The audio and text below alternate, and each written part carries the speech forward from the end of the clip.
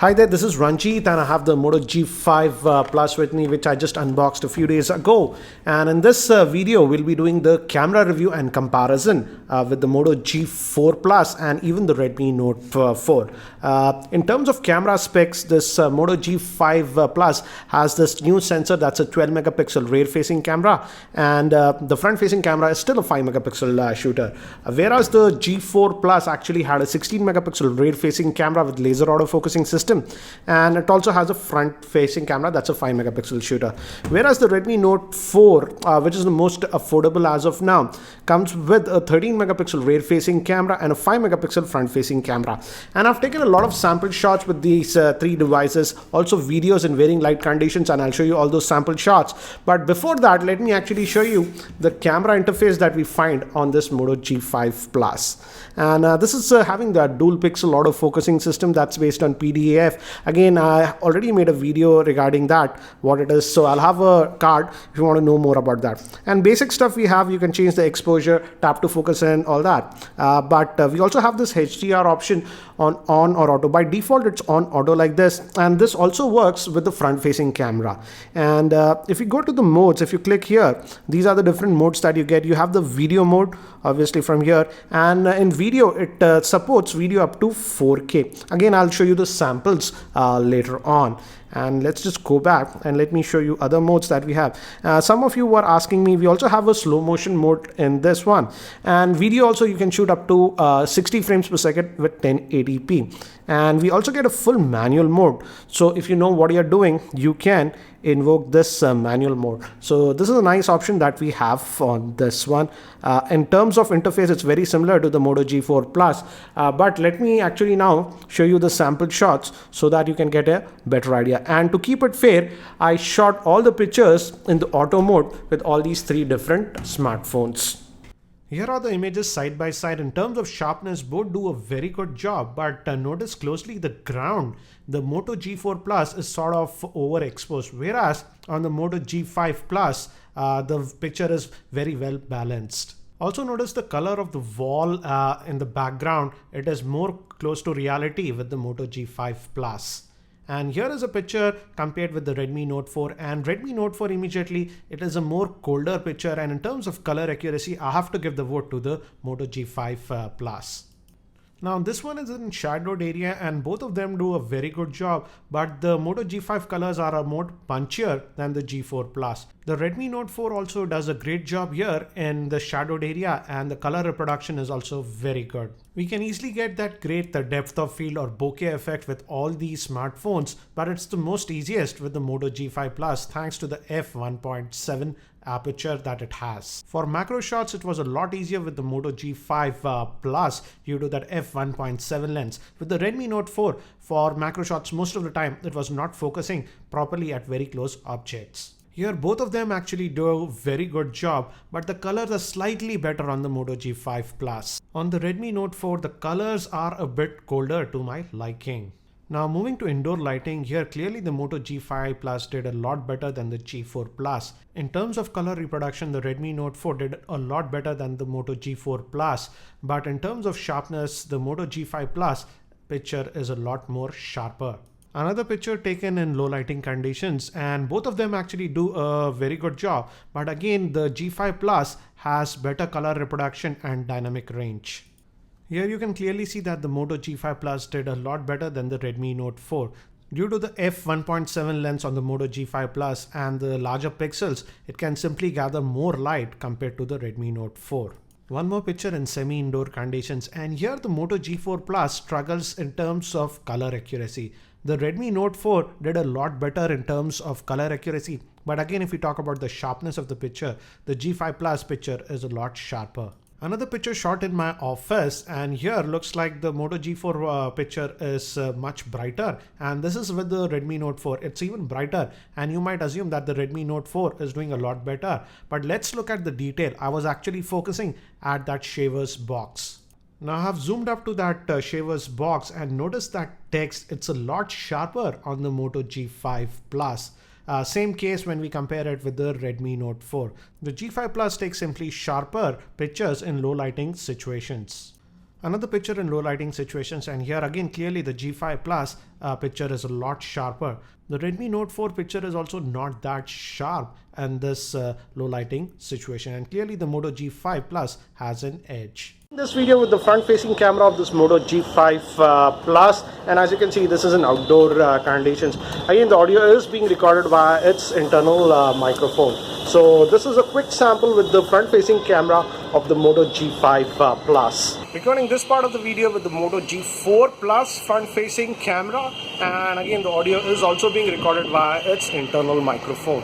So this should give you an idea about the video recording with the front facing camera of the Moto G4 Plus in outdoor lighting conditions. I'll also be shooting a video in artificial lighting conditions in the later part of the video, so stay tuned. Recording this part of the video with the Redmi Note 4's front facing camera, and again as you can see this is in outdoor conditions, and the audio is also being recorded by its internal microphone. So this should give you an idea about the video recording with the front facing camera of the Redmi Note 4.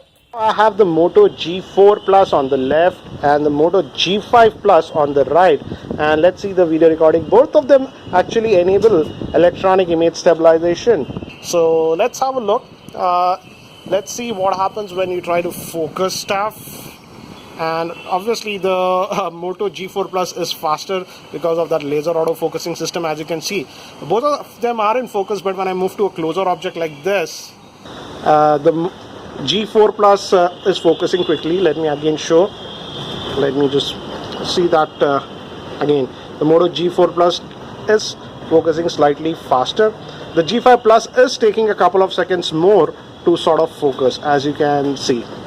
So definitely in terms of focusing within the video, the G4 Plus is faster thanks to that laser auto focusing system. But now let's do the walk test and see which one is better. I'm just going to walk. Both of them employ electronic image stabilization, and I've set it to 1080p. The Moto G5 Plus can also record video in 4K, but I won't suggest using that if you're sort of moving around, because the video can be very shaky if you walk with that. So this is a sample test with the Moto G4 Plus and the Moto G5 Plus rear facing camera. Now recording the video side by side, on the left we have the Redmi Note 4 and on the right we have the Moto G5 Plus. I've set it to 1080p for both the devices. The Moto G5 Plus has electronic image stabilization, so that's one thing. Let's see the focusing between these two, and as you can see both of them are sort of struggling because they don't have laser auto focusing system, but if you look far they do focus quickly, but in closer objects you have to actually use tap to focus. Now I did, then only it's sort of focusing, but if you move quickly like this, then both of them actually are sort of struggling. The Moto did focus, but here again I have to tap without tapping. The Redmi is taking time for focusing. So I feel here the Moto G4 Plus might do better because it has laser auto focusing system, but we'll test that again. One more test, and yeah, the Moto also takes a lot of time to focus. Now let's do the walk test to see which has better stabilization. Both of them don't have any optical image stabilization. The Moto G5 Plus has EIS, that's electronic image stabilization. So this is a very quick sample video between the Redmi Note 4 and the Moto G5 Plus. Video with the Moto G5 Plus at 4K, but at 4K the electronic image stabilization option is not there, so it's sort of a bad idea to walk when you're shooting this 4K video.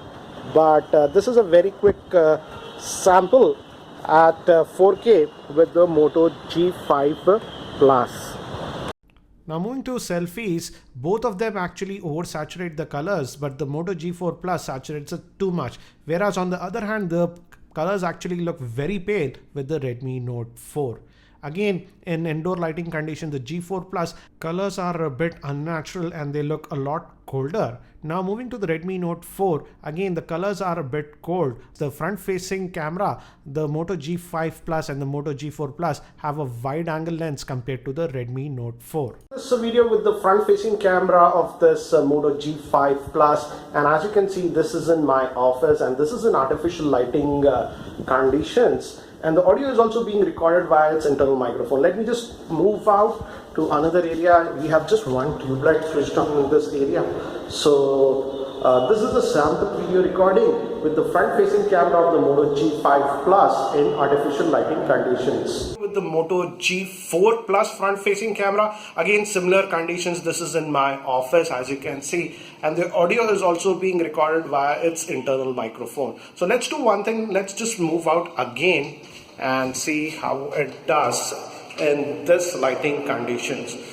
So this is a quick sample video with the front facing camera of the Moto G4 Plus in artificial lighting conditions. I'm recording this video with the Redmi Note 4's front facing camera, and again, as you can see, this is in my office and this is in artificial lighting conditions, and the audio is also being recorded via its internal microphone. One thing I've immediately noticed is that with this Redmi Note 4, the front facing camera is not that wide, so I have to actually stretch my hands. But anyway, let's just move out to see how it does in this lighting. Again, just one tube light switched on.